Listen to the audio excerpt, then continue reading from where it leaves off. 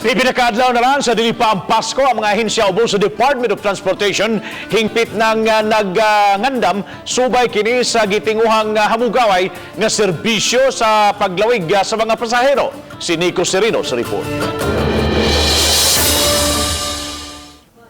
Subling nagmeeting kaganiha ang tanang mga ahensya ubos sa Department of Transportation nga milangkob sa Regional Management Council.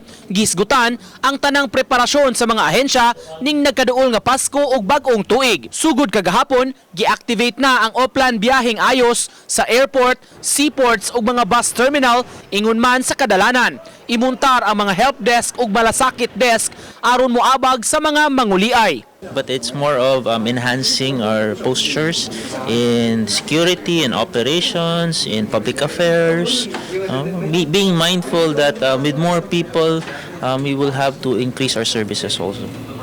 Gilauman ng daan ang pagsaka sa mga pasahero karong holidays 20% sa Mactan Cebu International Airport. Gibanaba ng 200% ang increase sa mga pantalan nga dili mo menos sa 5,000 ka mga pasahero matag adlaw. Samtang sa mga terminal, gibanaba ng 20 ngadto sa 25,000 ka mga pasahero daily. Pahimangno sa mga otoridad, mas maayo gihapon nga musayog yun sa biyahe aron dili mahasol sa bulog sa mga pasahero. Better good nga musayo mo og biyahe. Nindot naman atong terminal, so you can enjoy it there. You can spend more time there. We want you to have a convenient travel. Uban ni Rod Prado, Nico Sereno, Balitang Bisdak.